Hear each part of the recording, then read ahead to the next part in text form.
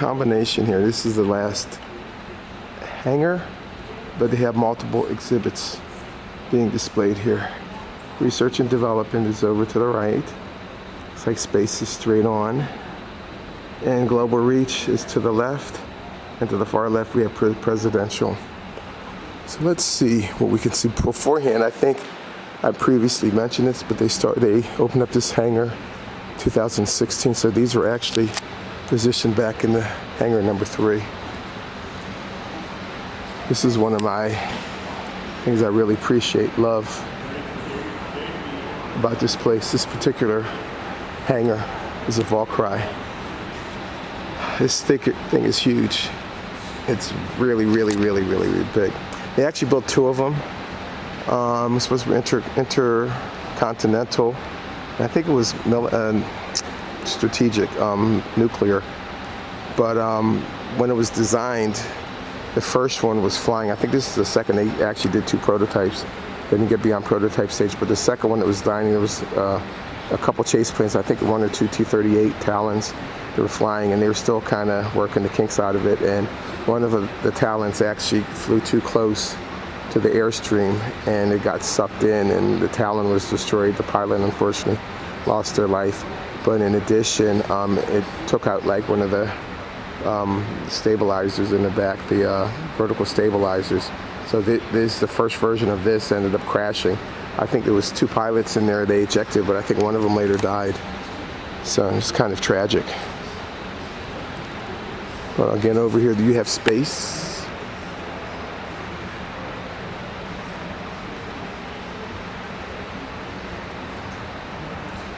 Actually, a satellite over there, which is kind of cool.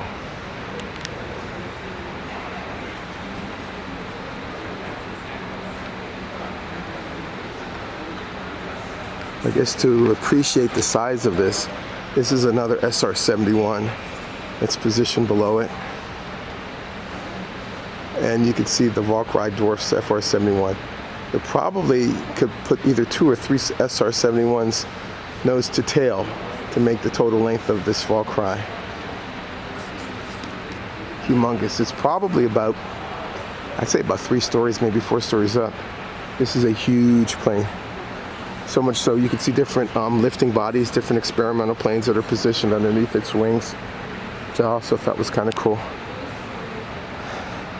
But since I'm pointing up skyward, I might as well just focus on these. I love this X-29. This was a experimental. Unfortunately, they never went into production, but they were testing the feasibility. The wings are forward swept, and it also has canards. So they're testing the maneuverability of the sky. This is one of the few aircrafts that I actually, as a kid or a young adult, finished. I'm not satisfied with this. I have to do it again. I have another unbuilt one. See another experimental. Probably all of these are hanging from the ceiling experimental. So anyway, this is the intake, the left intake, the right intake of the Valkyrie. These are 2 of the lifting bodies, they're called. And actually, this is the X-1B. All of these things are situated underneath the wings of the Valkyrie. Valkyrie is so huge. I think this was the plane which Chuck Yeager broke the speed barrier in. This one, if you recognize it, well, it depends on how old you are. If you recognize it, this was actually used in the opening scenes of The $6 Million Man. This is what Steve Austin crashed in.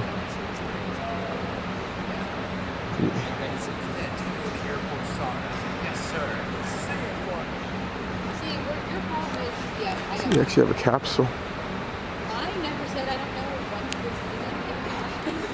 So let me pivot around. You have the X-24A and the X-24B. This is the X-24A. This is the $6 Million Man plane. Again, lifting bodies. These were designed, I think, precursor to the space shuttle to design the maneuverability of these types of craft.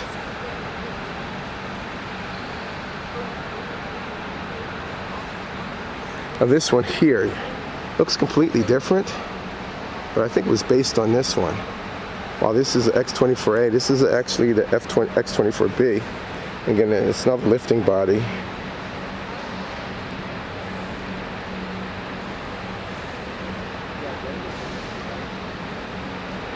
But I think they started out with the A, which was this, in order to get the B, which is this.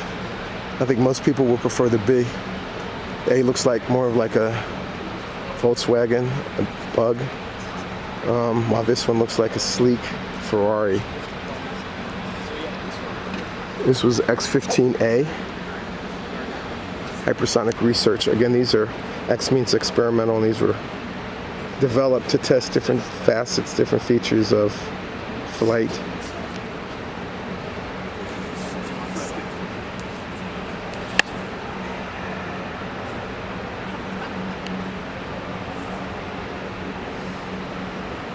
Oh, this is cool. The touch screen.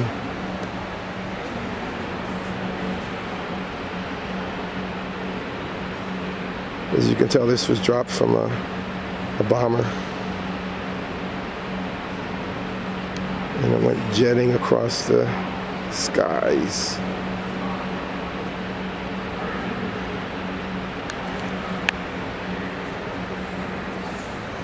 One of the things actually I didn't mention, again, I have a model of almost all of these. And it's interesting because basically you think that they're a flat black plane, and it's hard to make a flat black plane like look anything other than flat black. But if you see, there's a whole lot of different grays. There's a whole lot of different types of lighter colors mixed in with the flat black. And I don't even think this is flat black. I think this is like a tire, dark gray. But just to give some contrast, otherwise you're just painting the thing flat black and it looks like a flat black blob. So anyway, this is a continuation of this Valkyrie. Back into the wing now. Still going. Let me pivot around at the end. This is another experimental, which is positioned underneath it.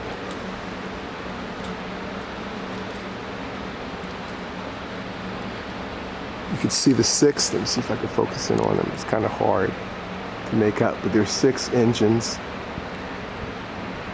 at the end of the Valkyrie. It's kind of dark. I'm not sure if I'm going to be able to get a good angle on this. That's getting a little bit better. Not really. But let's see which this is. This is another experimental plane. It's positioned under the wing of the Valkyrie. Looks like this is X3.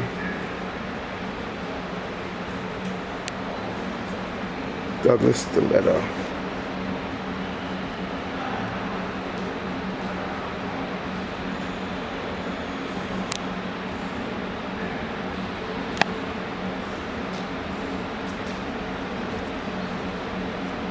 Again, each of these experimentals were created, developed to test different characteristics of flight, either fast or high or what have you, or either testing re-entry. Let's go over here. We're going underneath the back part of the Valkyrie.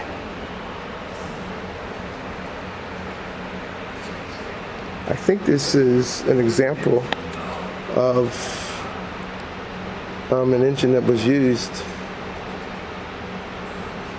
Yeah, in the Valkyrie.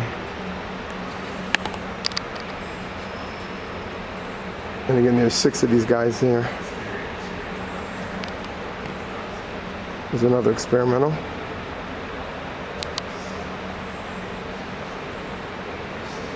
And another one. Let's see what this one over here is.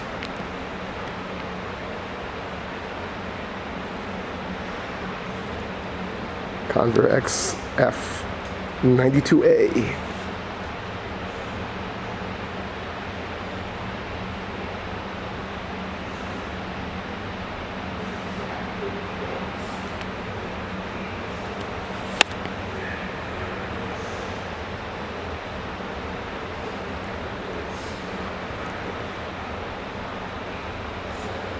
I think this is a Goblin. Not sure what the designation is. Oh, look at me showing my smarts off. It's an XF-85 Goblin.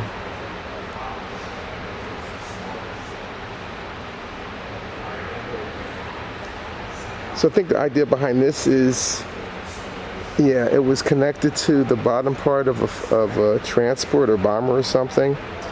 So the idea is like if it was a long flight, this would fighter escort. If they got towards an enemy or whatever, person would get out and get on board this, and then they would hopefully take out the enemy.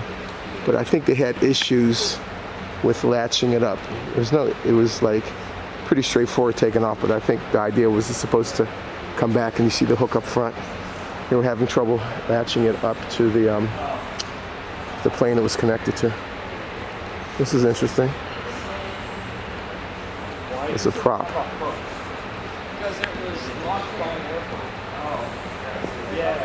Double prop. Let's see what this is. Bantam X4.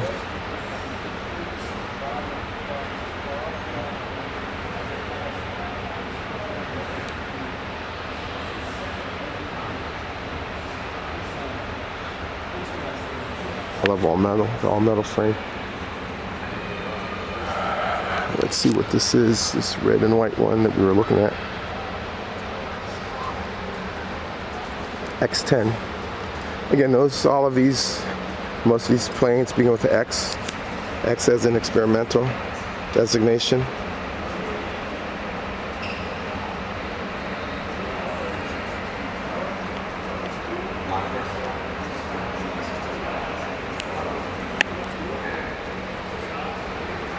So this is a Bell X5. No, it's this one right here.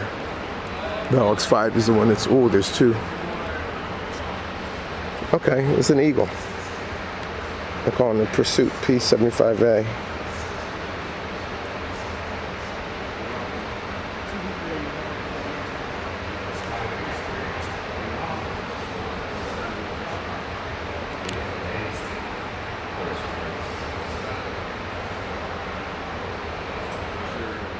Let's pan over here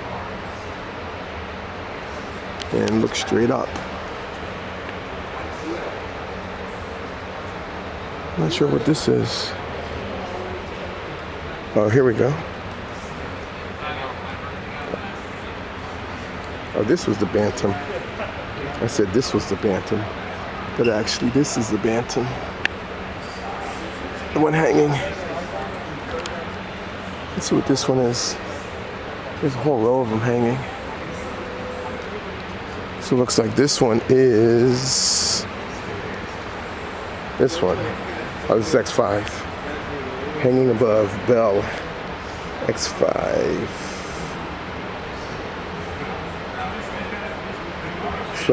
Swept back wings.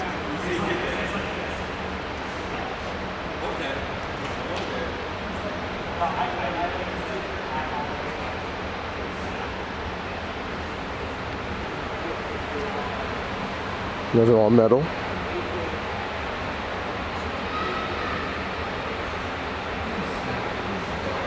Before that, let me take an aerial shot of this. I love the profile of the X29.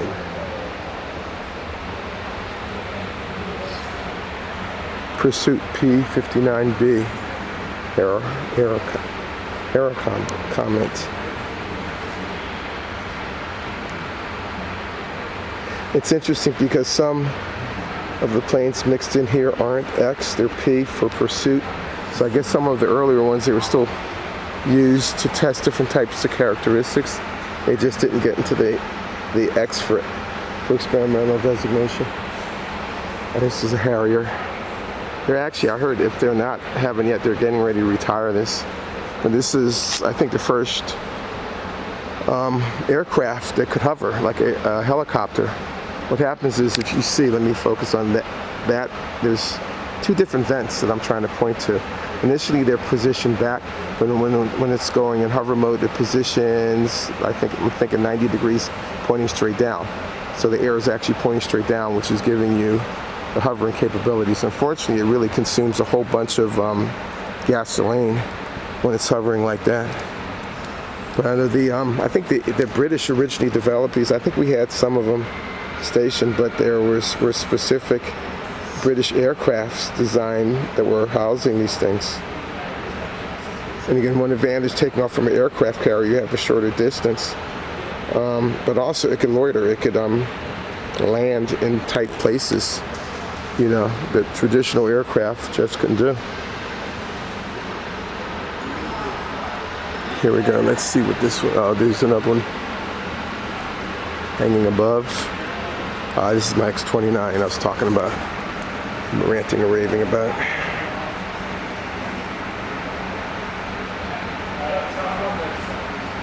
I actually love this plane so much. When I originally built it, I built two of them.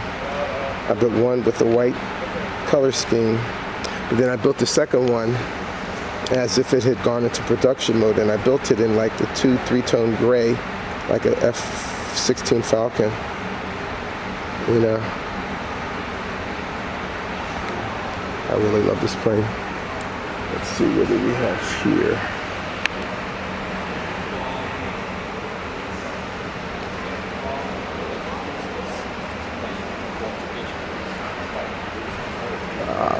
This is dun, dun, dun, dramatic intro. Back to the X designation. XF-84. Okay, I see the 84. F-84 for fighter. And this is experimental turbo-driven XF-84H to combine the speed of jet aircraft with long range, low fuel consumption, and low handling capable. Okay, so they are propeller. Oh, so this is, it looks like it's a combination of propellers and jets, maybe?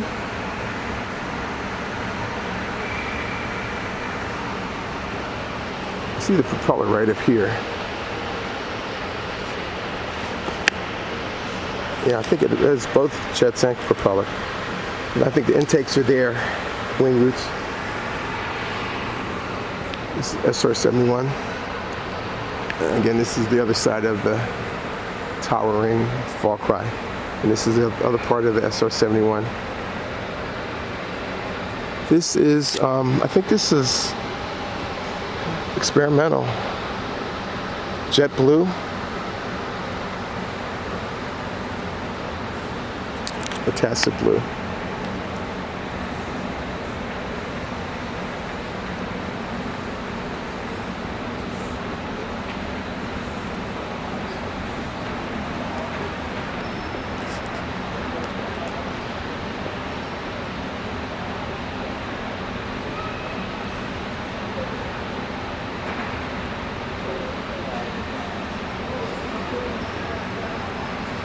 Looks like a whale.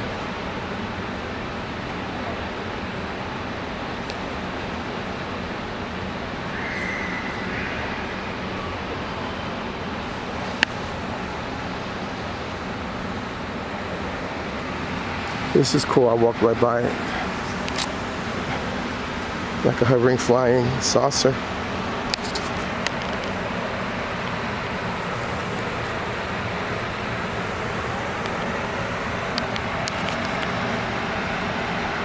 Canadian.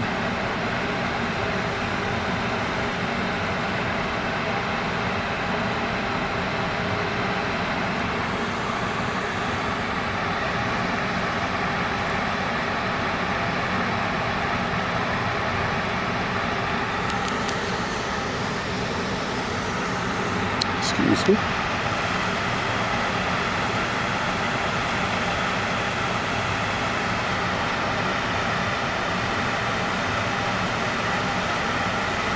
Once unstable, one can reach a top speed of only about 15 miles. As cool as can be, though.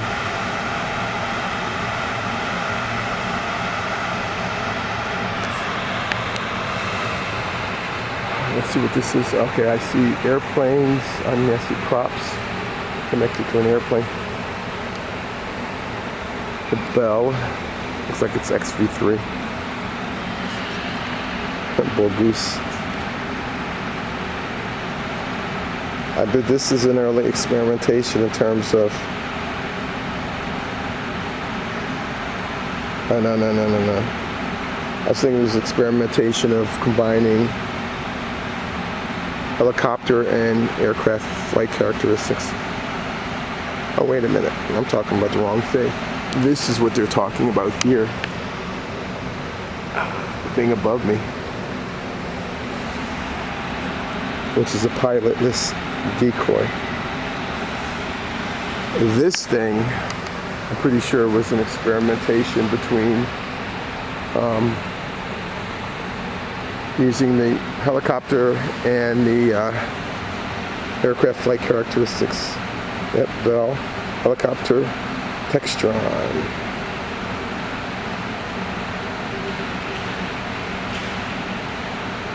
So you could kind of view this as a early step for the Osprey. I'm not sure if they used any technology. I mean, technology was actually combined from both, but still cool looking aircraft.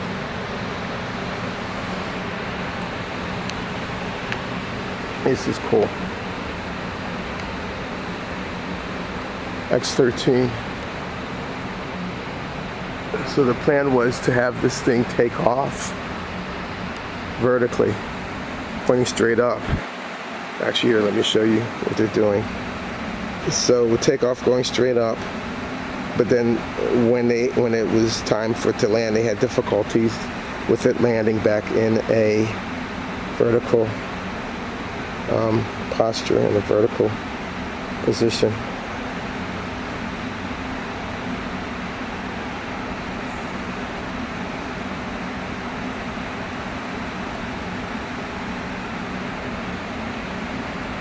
Still looks kind of cool.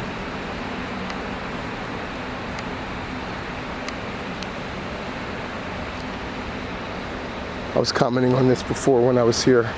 I guess it was more than 16 years ago, maybe about 20 years ago. Me as a kid of the 60s, I actually had a G.I. Joe. I loved the G.I. Joes, the 11.5-inch G.I. Joes. And they weren't really, we didn't call them dolls, although they were dolls, but they were action figures. You do air quote around it. But there was like a yellow single-seat helicopter, which this so reminds me of. And actually, I had one. I actually, reminiscing, I purchased a couple more. We will close the aircraft galleries in 25 Oh, minutes. here we go. Countdown. So you have that hanging. You have this hanging. You have this. All of these are copters, like single-seat copters. I'm not sure how. Actually, if I had a choice, I would probably prefer to be in this guy here, and then in this guy. I mean, honestly, I guess if you drop from the air, you're going to die one way or another. But that one, it looks like, at least it looks like you have a little bit more security. This XH-20, Little Henry, they're calling it.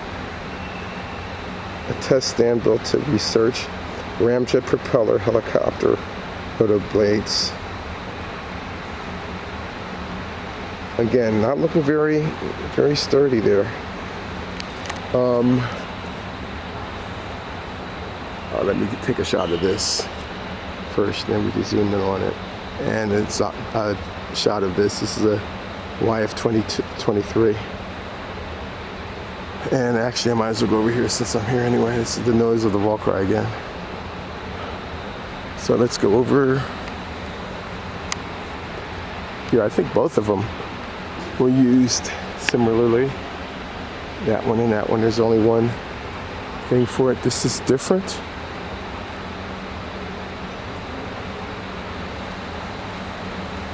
These are bomb. Fire B, I remember seeing another. This is Fire B too.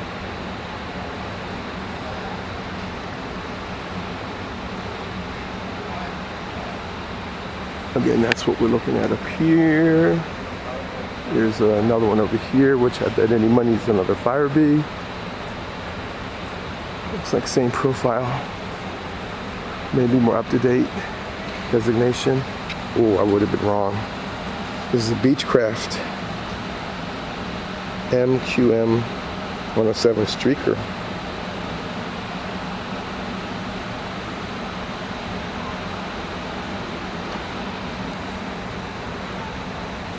And this guy.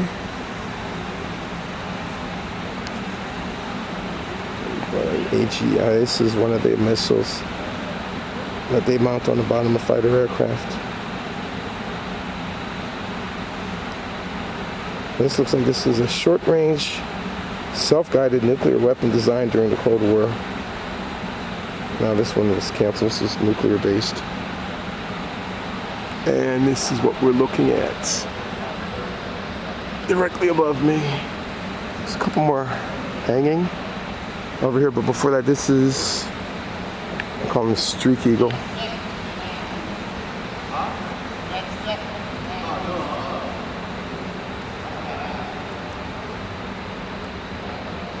Let's look at this one. Might as well look at these two before we go.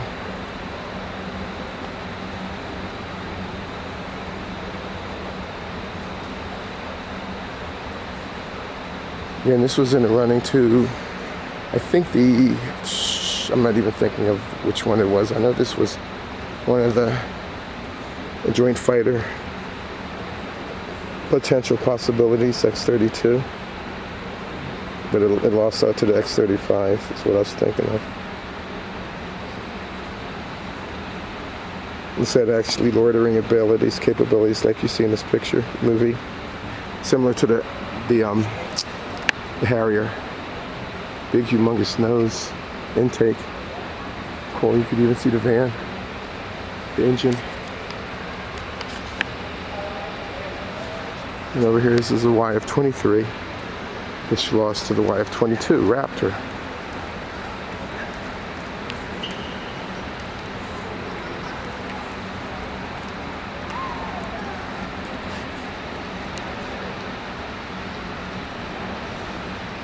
This is what it looks like.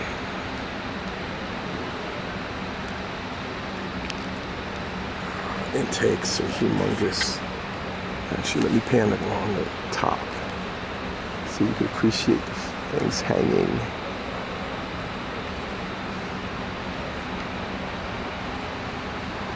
Okay. We're almost finished here, which is good because we only have about 20 minutes left before they close this museum.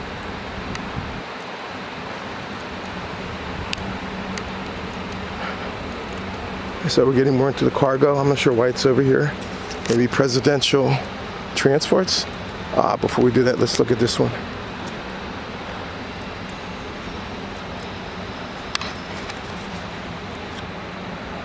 XQ-58A. Unmanned aerial system.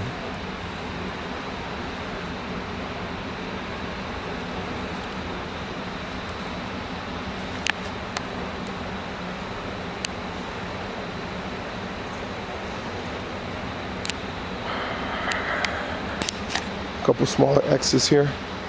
These look like these are unmanned as well. X-36.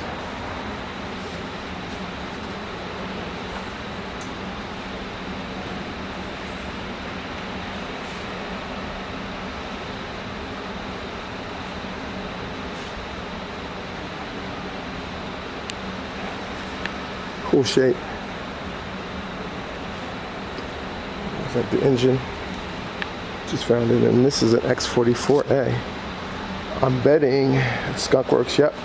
I'm betting this was one of the precursors to that B-2 bomber to test flying wing capabilities, characteristics. Yeah, look at that.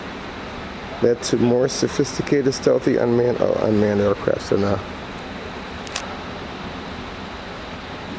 that shape is really reminiscent of a B-2 bomber.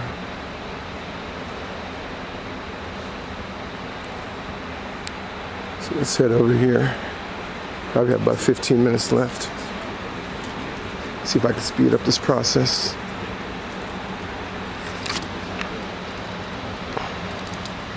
Strike Eagle. Let's see why it's a Streak Eagle. I'm saying Streak Eagle. The Strike Eagle.